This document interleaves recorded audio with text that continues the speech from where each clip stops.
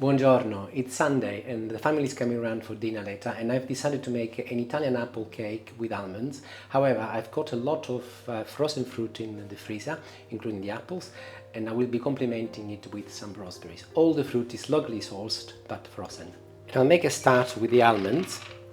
These are normal regular almonds. You can chop them using a food processor if you wish. I've decided to use a knife because I don't want them too fine. I prefer to have them a little bit chunkier. Something like this is perfectly okay. I'm going to toast them, so I'm going to be adding them onto a frying pan. And I put them on the hob. The pan is dry, by the way, and make sure that you shake them so that they get brown all over. 2 to 3 minutes on the highest temperature and they're done. Make sure that you do not burn them, otherwise they will be very unpleasant. I've separated the yolk from the white of 5 eggs, and I'll start by mixing the yolks first. And I'm progressively adding some sugar now. Once the sugar has been absorbed and you can see that the egg has changed color, I'm now adding the juice from 1 lemon.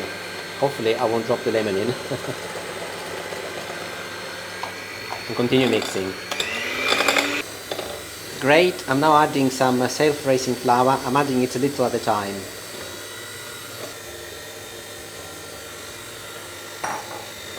Now that the flour is all in, I can turn it on the maximum speed.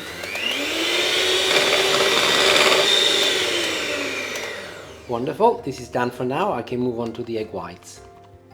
I've washed and dried my whisks, and I'm now going to do the same with the egg whites.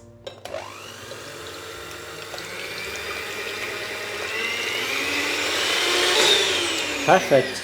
Do ensure that your white is stiff, and you can see that it doesn't move anymore, and also ensure that the whisks are nice and clean, otherwise you will have problem in getting it stiff. And I'm now adding the toasted almonds to my egg white, and using a spatula I'm now folding them in gently. And I'm now adding my egg white and nuts to the rest of the eggs and flour, and I'm now folding them together as well.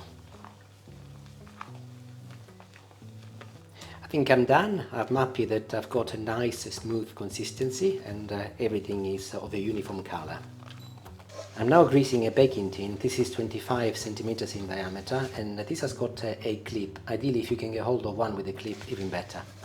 And I'm now sprinkling some flour at the bottom of my tin so that my cake doesn't get stuck to it, and make sure that you turn the tin so that you cover the entire surface, including the sides. Whoops, don't do that. And also I'm ensuring that I dispose of any excess flour so that it doesn't spoil the taste of my cake. And I'm now pouring approximately half of my mixture at the bottom of my tin. And I'm turning it on itself until the entire base of the tin is covered by the mixture. Here are my frozen apples. I have reserved some good looking ones for the top, and I will be using some of the other pieces for the middle.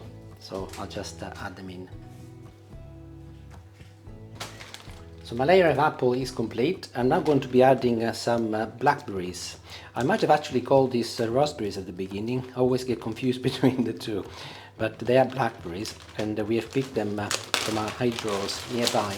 So just sprinkle a little really. These are still frozen, so that's perfectly okay.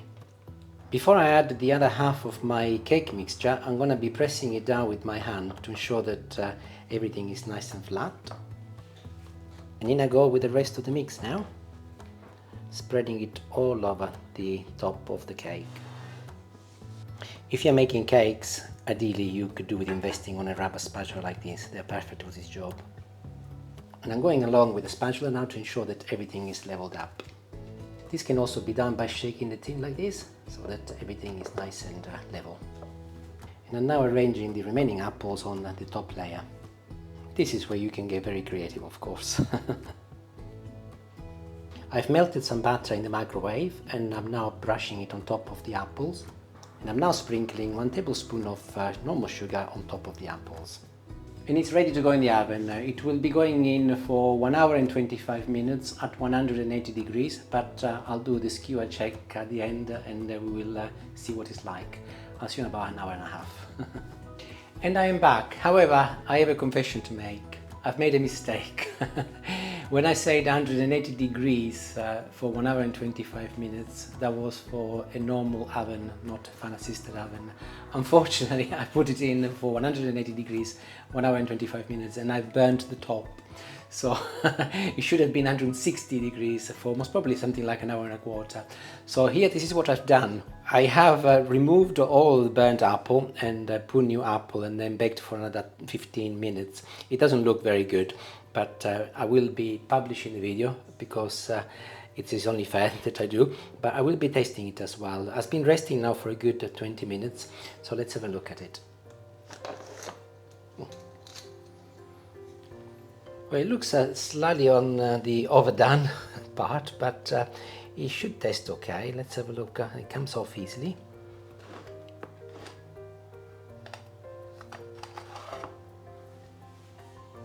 Let's have a look underneath. Yeah, not too bad actually. It's a little bit on the brown side, but I might have just got away with it. I was about to sprinkle some icing sugar on it, but I then remembered that I wanted to put it on a tray, so I'll do that first. Now sprinkling a little icing sugar on the top, and Julie's taking a lot of pleasure with my burnt cake. No, I'm not. I have just sliced a little piece. I did say I will publish the video regardless, but let's have a look. Then, actually the middle is not too Listen, bad. my man, we've all done this, genuinely. Many a time I don't think I'll do very well on the baking front, but nevertheless. No, you do have to keep your eye on it.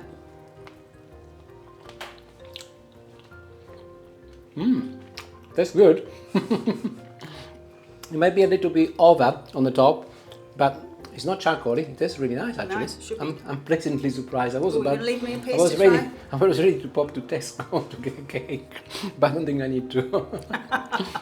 So lesson learned then. Make sure that you don't cook it too hot. Not 180. And on a shelf that you can see. On a shelf, actually, yes, I put it on the top shelf. Anyway, I'm happy. It doesn't look pretty, but it tastes good.